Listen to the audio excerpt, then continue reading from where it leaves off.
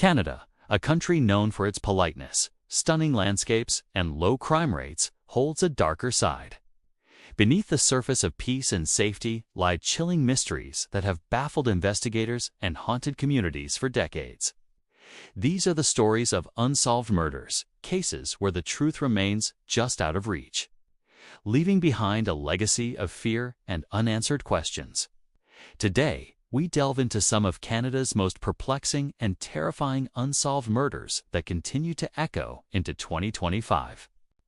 Our first case takes us to British Columbia, to the infamous stretch of road known as the Highway of Tears.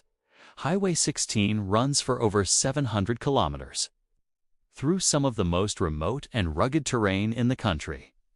Since the 1970s, this highway has become the final destination for an alarming number of women, most of them Indigenous.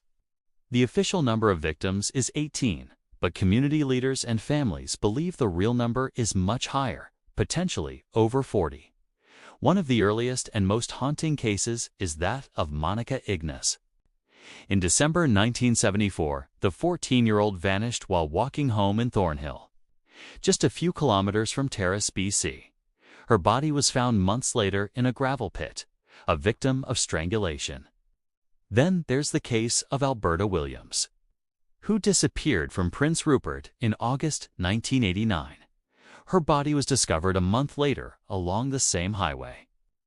Despite extensive investigations, task forces, and countless tips, the vast majority of these cases remain cold.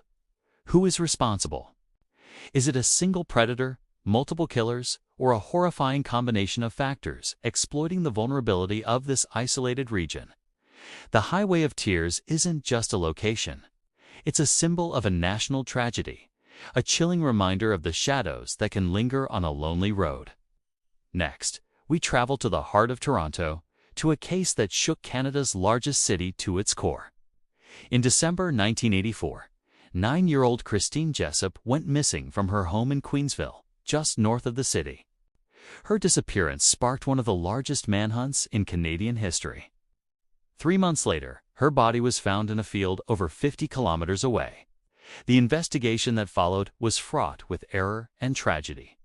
A neighbor, Guy Paul Maureen, was wrongly convicted of her murder and spent years in prison before DNA evidence exonerated him in 1995. This shocking turn of events put the case right back at square one. For decades, Christine's killer remained a ghost. But in 2020, a breakthrough emerged. Using genetic genealogy, investigators finally identified a suspect, Calvin Hoover, a friend of the Jessup family. The piece that should have brought closure, however, only added another layer of horror. Hoover had died by suicide in 2015. He was there all along, hiding in plain sight, attending family functions, and even acting as a pallbearer at Christine's funeral. While we now know who, we may never know why. The full story of what happened to Christine Jessup and the motives behind such a heinous act died with her killer, leaving a permanent scar on the community and the Canadian justice system. Let's move to a case that feels like it was ripped straight from a horror movie.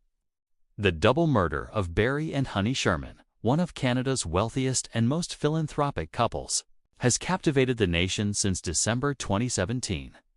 The founder of a generic drug empire, Barry Sherman, and his wife Honey were found dead in the basement of their Toronto mansion. The scene was bizarre and deeply unsettling.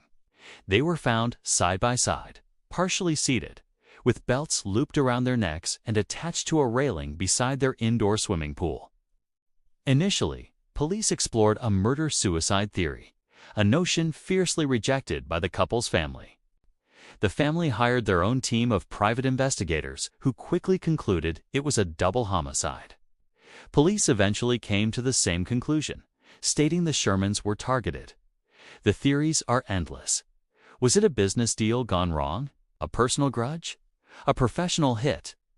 The Shermans were involved in numerous lawsuits and had a complex web of business and personal relationships. Surveillance footage released by police shows a mysterious figure walking near their home around the time of the murders, but the individual has never been identified. Despite a multi-million-dollar reward and years of investigation, the case remains wide open.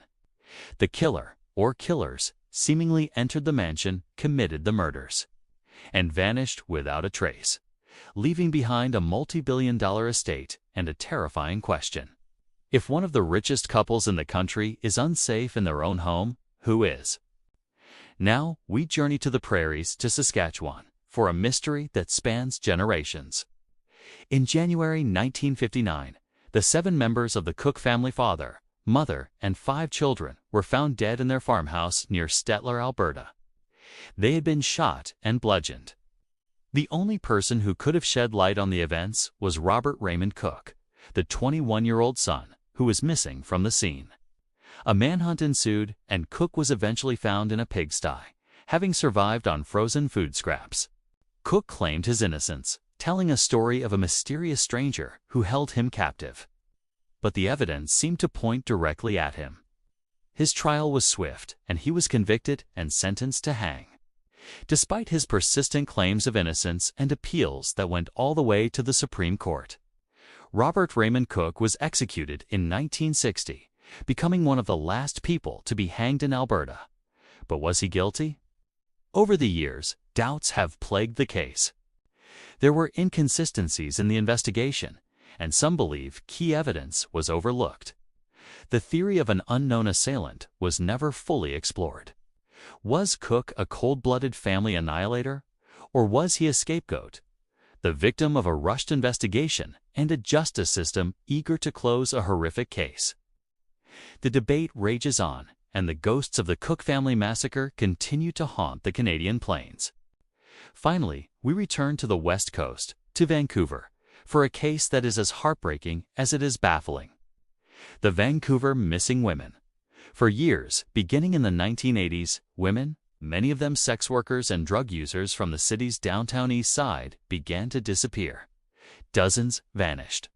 The police response was initially slow, criticized for dismissing the women as transient. But as the numbers grew, it became clear something sinister was happening. The investigation eventually led police to a pig farm in Port Coquitlam, owned by Robert Willie Picton. What they found there was a scene of unimaginable horror. The DNA of 33 missing women was discovered on the farm. Picton was eventually convicted in 2007 of the murders of 6 women. Though he once boasted to an undercover officer that he had killed 49, because the remains were so fragmentary, murder charges for 20 other women were stayed.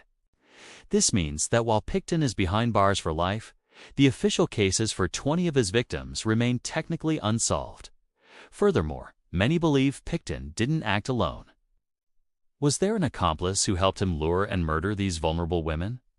Are there other killers who preyed on the same population, using Picton's notoriety as a cover? The downtown east side is safer now, but the full scope of the horror that took place on that pig farm, and the identities of all who were involved, may never be fully known. These cases are just a few of the dark chapters in Canada's history. From the lonely highways of the north to the bustling city centers, they remind us that evil can exist anywhere, and that sometimes the most terrifying stories are the ones without an ending.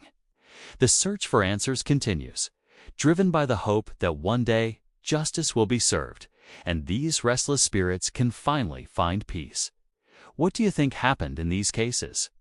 Let me know your theories in the comments below. Thanks for watching.